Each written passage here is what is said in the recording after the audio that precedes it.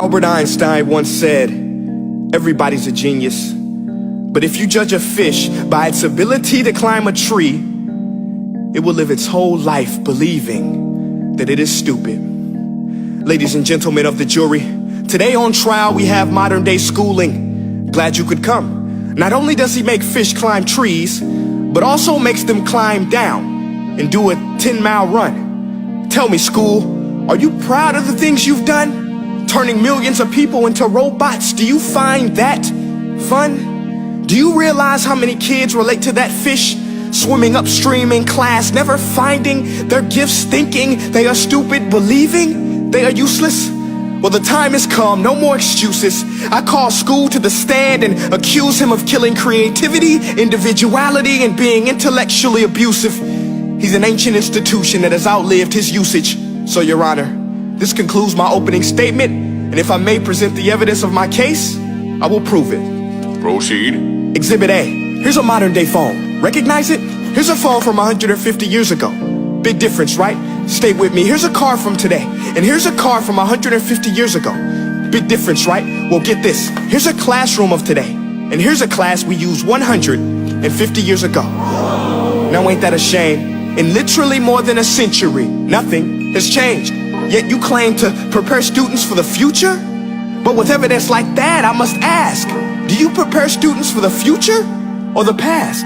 I did a background check on you and let the record show that you were made to train people to work in factories, which explains why you put students in straight rows, nice and neat, tell them sit still, raise your hand if you want to speak, give them a short break to eat, and for 8 hours a day tell them what to think. Oh, and make them compete to get an A letter which determines product quality, hence grade A of meat. I get it. Back then, times were different. We all have a past. I myself am no Gandhi. But today, we don't need to make robot zombies. The world has progressed. And now we need people who think creatively, innovatively, critically, independently, with the ability to connect. See, every scientist will tell you that no two brains are the same.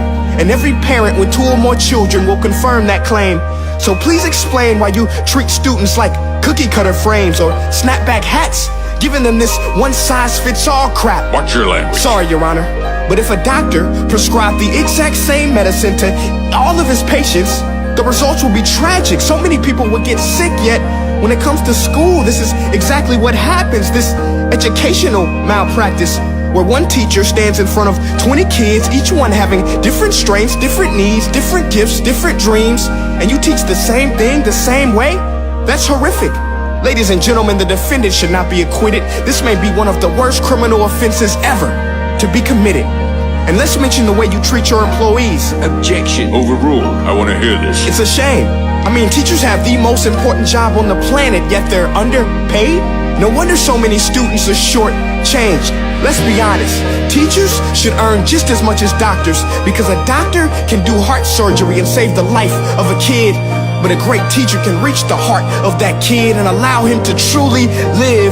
See, teachers are heroes that often get blamed, but they're not the problem. They work in a system without many options or rights. Curriculums are created by policymakers, most of which have never taught a day in their life.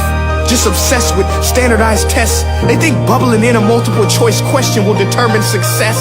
That's outlandish. In fact, these tests are too cruel to be used and should be abandoned, but don't take my word for it.